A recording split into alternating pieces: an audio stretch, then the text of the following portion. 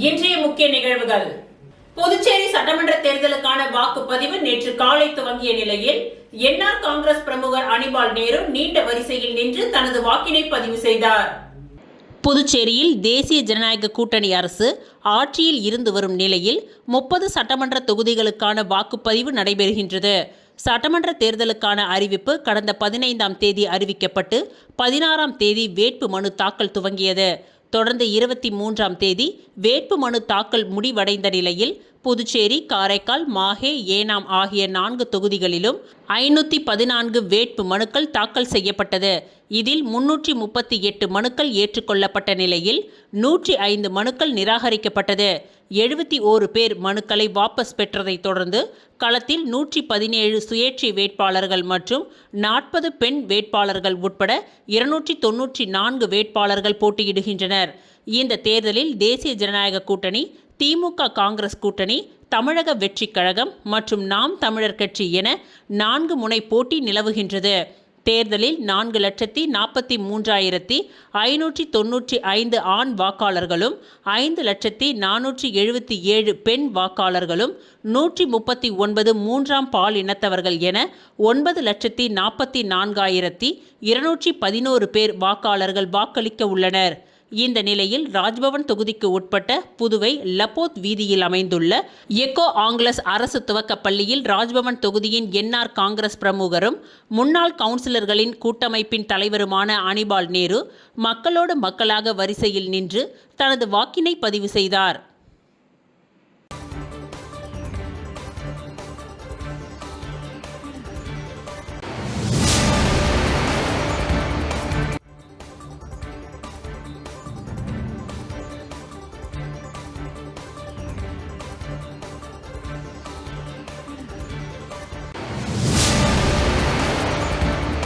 வில்லியனூர் ஜவஹர் வித்யா நிகேதன் மேல்நிலை பள்ளியில் மழலையர் பட்டமளிப்பு விழா நடைபெற்றது.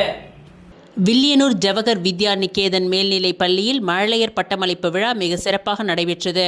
இந்நிகழ்ச்சிக்கு தனியார் பள்ளி சங்க கூட்டமைப்பின் தலைவர் டாக்டர் ரங்கநாதன் தலைமை தாங்கினார். பள்ளியின் நிறுவனர் மற்றும் சீனியர் முதல்வர் அஞ்சாலாட்சி முன்னிலை வகித்து விழாவினை குத்துவிளக்கு ஏற்றி துவக்கி வைத்தார். எல்கேஜி மற்றும் யூகேஜி மழலை குழந்தைகள் மட்டும் இணைந்து பல்வேறு கலை நிகழ்ச்சிகளை நிகழ்த்தினர். பரதநாட்டியம், குழு நாடகங்கள், பட்டிமன்றம், ஆங்கில உரை கூறுதல், ஆங்கிலம் மற்றும் தமிழில் சிறு பாடல்கள் நடத்தப்பட்டன. மாறு வேடங்களில் வீரமங்கை வேலு நாச்சியார், குயிலி, ஜான்சிராணி, பாரத மாதா, பகத்சிங், வீரபாண்டிய கட்டபொம்மன், பாரதியார் என பல ஒப்பனையில் வீர முழக்கமிட்டனர். பல்துறைகளில் வல்லுநராக மிளிரும் எல்கேஜி மாணவர்கள் 24 குழந்தைகளையும் பாராட்டி பட்டமளிக்கப்பட்டது. குழந்தைகளின் பெற்றோர்கள் அனைவரும் கலந்து கொண்டு விழா மேடையில் தத்தம் குழந்தைகளுக்கு சான்றிதழ் வழங்கினர். விழா ஏற்பாடுகளை துவக்கப்பள்ளி பொறுப்பு ஆசிரியை சுகுணா மற்றும் ஆசிரியர்கள் ஒத்துழைப்புடன் செய்திருந்தனர். விழாவில் கல்வி நிறுவன நிர்வாகி ராமசிவராஜன் மற்றும் பெற்றோர்கள், பள்ளி முதல்வர் சாந்தி, இருபால் ஆசிரியர்கள் ஆகியோர் கலந்து கொண்டு சிறப்பித்தனர்.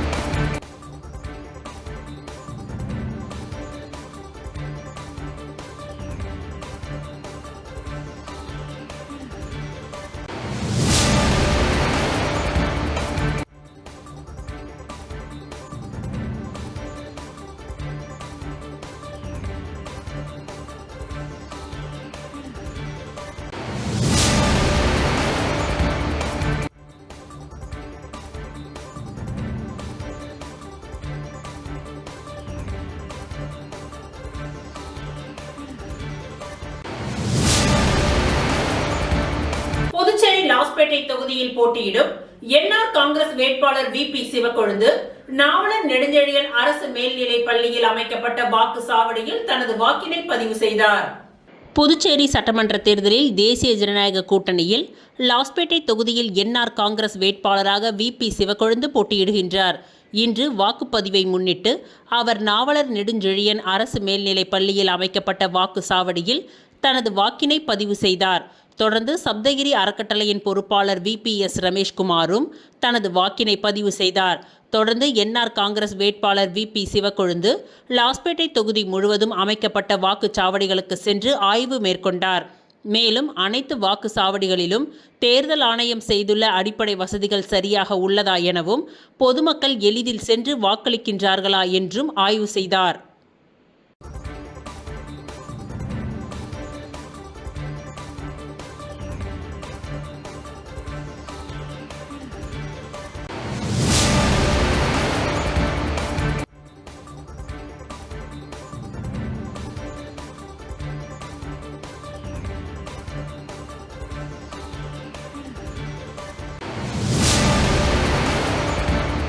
அரசு மருத்துவமனைக்கு மருத்துவ உபகரணங்கள் வழங்கிய சமூக ஆர்வலர்கள்.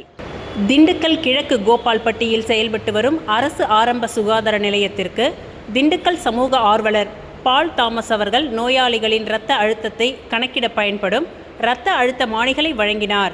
கோபால்பட்டி அரசு ஆரம்ப சுகாதார நிலையத்தில் தினமும் 100க்கும் மேற்பட்ட பொதுமக்கள் சிகிச்சை பெற்று வருகின்றனர். மேலும் இந்த சுகாதார நிலையத்தின் மூலம் அருகாமையில் உள்ள மலை கிராம மக்களும் பயனடைந்து வருகின்றனர். இந்நிலையில் மலை கிராம மக்களின் சேவைக்காக இரத்த அழுத்தத்தை கணக்கிட உதவும் இரத்த அழுத்த மானிகள் தேவைப்படுவதை அங்குள்ள மருத்துவ அலுவலர்கள் மூலம் சமூக ஆர்வலர் பால் தாமஸ் தெரிந்து கொண்டார். இதனை அறிந்த சமூக ஆர்வலர்கள் முனைவர் டார்வின் மோசஸ், சமூக பணித்தந்தை ஆல்பர்ட் ஆகியோர் ரூபாய் 5000 மதிப்பீட்டில் 3 இரத்த அழுத்த மானி கருவிகளை வழங்கிட உதவினர். இக்கருவிகளை கோபால்பட்டி சுகாதார நிலைய மருத்துவர் வினிதா, சுகாதார ஆய்வாளர் முனியப்பன் ஆகியோரிடம் சமூக ஆர்வலர் பால் தாமஸ் வழங்கினார்.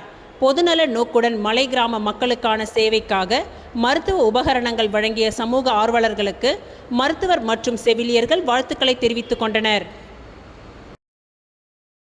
புதுச்சேரி வாசவி பள்ளியில் மழலையர் பட்டமளிப்பு விழா நடைபெற்றது. புதுச்சேரி வாசவி பன்னாட்டு பள்ளி CBSEயில் 2025-26 ஆண்டிற்கான மழலையர் பட்டமளிப்பு விழா இனிதே நடந்து முடிந்தது. இவ்விழாவிற்கு கல்வி உளவியலாளர் மருத்துவர் புவனா வாசுதேவன் சிறப்பு விருந்தினராக வருகை புரிந்தார். விழாவின் துவக்கமாக குத்துவிளக்கு ஏற்றி துவக்கி வைக்கப்பட்டது. பள்ளி முதல்வர் மாரிமுத்து அவர்கள் வரவேற்புரையாற்றினார்.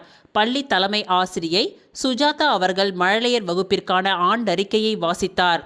தொடர்ந்து சிறப்பு விருந்தினர் அவர்களால் மழலையர்களுக்கான பட்டம் வழங்கப்பட்டது. தொடர்ச்சியாக பட்டமளிப்பு பாடல் இசைக்கப்பட்டது. மழலையர் பிரிவு மாணவர்கள் உரை நிகழ்த்தப்பட்டது. சிறப்பு விருந்தினர் அவர்கள் தமது உரையின் பொழுது குழந்தைகளின் மனநலம் பற்றியும் ADHD எனப்படும் கவனக்குறைவு, மிகை இயக்க கோளாறு காரணமாக ஏற்படும் பாதிப்புகள் பற்றியும் எளிய முறையில் விளக்கினார். இது கல்வி, சமூக உறவுகள் மற்றும் அன்றாட வாழ்க்கையை பாதிக்கலாம் என்றும் சரியான ஆலோசனை மற்றும் நடத்தை மாற்றங்கள் மூலம் இதனை நிர்வகிக்க முடியும் என்பதை தெளிவாக விளக்கினார். டாக்டர் புவனா வாசுதேவன் அவர்கள் தினமலர் லட்சிய ஆசிரியர் விருது, உலக எழுத்தாளர் விருது, சிறப்பு கல்வியாளர் விருது உள்ளிட்ட பல்வேறு விருதுகளை மாநில மற்றும் தேசிய அளவில் பெற்றவர் என்பது குறிப்பிடத்தக்கது. இந்நிகழ்ச்சியின் சிறப்பம்சமாக இயற்கை பேசினால் எனும் தலைப்பில் புவி மாசு மற்றும் புவி வெப்பமடைதல் என்பனவற்றில் மாணவர்கள் மற்றும் மழலையர்கள் விழிப்புணர்வு பெறும் வகையில் வடிவமைக்கப்பட்டிருந்தது. உலக ஒற்றுமையை வலியுறுத்தும் பொருட்டு பல்வேறு கண்டங்களை சார்ந்த வடிவமைப்பில் மாணவர்கள் தங்கள் ஆற்றலை மிக நேர்த்தியாக வெளிப்படுத்தியிருந்தனர். இது நோ வார் நோ பீஸ் எனும் கோட்பாட்டை வெளிப்படுத்தும் வகையில் சிறப்பாக அமைந்திருந்தது. இந்நிகழ்ச்சியின் நிறைவாக மழலையர் ஒருங்கிணைப்பாளர் மாலதி அவர்கள் நன்றி உரை கூறினார்.